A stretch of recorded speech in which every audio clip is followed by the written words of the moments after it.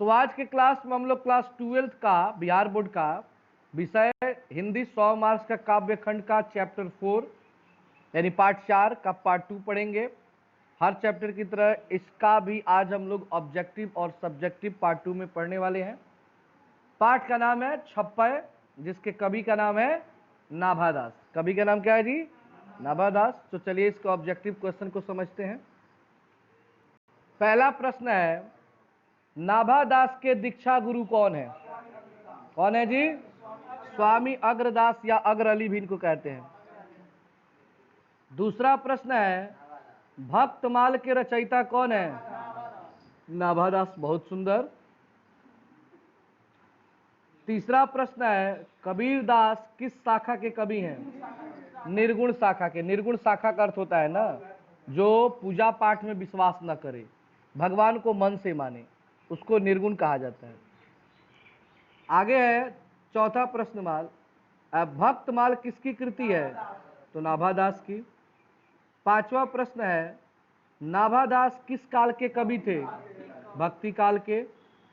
अगला प्रश्न है, आपकी पाठ्य पुस्तक में नाभादास की कविता किन दो कवियों के बारे में है? कबीर एवं सूरदास के बारे में, इन्हीं के बारे में पढ़ेगा जी। अगला प्रश्न है, भक्त चरित्रों की माला है, इसको क्या कहते हैं? क्योंकि भक्त माल का अर्थ होता है भक्त चरित्रों की माला।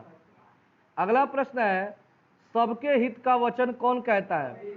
कबीर। सबके बारे में अच्छा कौन सोचते हैं? कबीरदास। अगला प्रश्न है, कहानी का अर्थ क्या होता है?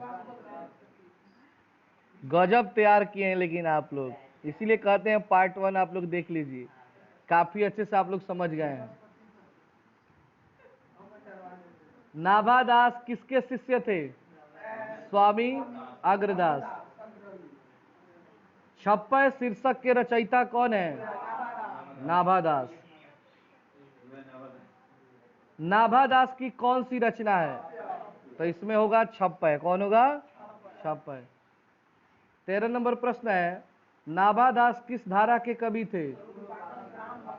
सद्गुण उपासक राम भक्त धारा। ये पहला ही लाइन है, आप पढ़ेंगे जब परिचय में तो बताया गया था कि ये सगुण थे। क्या थे? सगुण थे। नाभादास किसके समकालीन थे? समकालीन का अर्थ हुआ कि कौन से कवि थे जिनके टाइम में ये थे? तो तुलसीदास, जो पीछे हमने चैप्टर पढ़ा था, और उनके ये मित्र भी रहे हैं। नाभादास का जन्म कब हुआ था? बहुत सुंदर, 1570 ईस्वी में अनुमानित। किसकी कविता को सुनकर कवि नाभादास सिर झुका लेते हैं? सूरदास की कविता को सुनकर के वे अपना सर क्या करते हैं? झुका लेते हैं। यहाँ पे आपको 4 ऑप्शन दिए गए हैं, बताना इसमें कि कौन सी रचना जो है नाभादास की है। तो भक्त काल जो है वो नाभादास की है। 18 नंबर है, नाभादास का स्थायी निवास कहाँ था? वृंदावन। ज्यादा दिन वो कहाँ रहे थे? वृंदावन में। आगे है, संपूर्ण भक्तमाल में किस छंद की व्यंजना है? छप्पय। कितने छप्पय लिखे थे? 316। उसमें 200 भक्त कवियों के बारे में वर्णन है। अगला प्रश्न है, छप्पय कितनी पंक्तियों का छंद होता है? कितना लाइन होता है जिसमें? 6 लाइन होता है। अगला प्रश्न है, सूर के कवित को सुनकर सभी क्या करते हैं? वाह।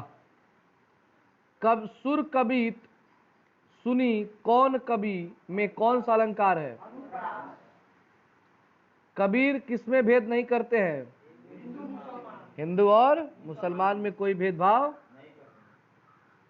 अगला प्रश्न है, नाभादास में जाति पाति एवं वर्णाश्रम का खंडन किस कवि के छप्पय में किया है? कबीरदास। 25 नंबर प्रश्न है, नाभादास का उदय हिंदी साहित्य के किस काल में हुआ? भक्ति काल में। सबके हित का वचन कौन कहते हैं? कबीरदास। कहानी का अर्थ क्या होता है?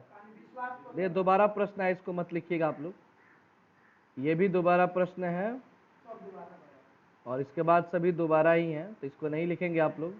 चलिए इसके सब्जेक्टिव प्रश्न को लिख लीजिए, जो आपके किताब में प्रश्न दिया हुआ है पीछे।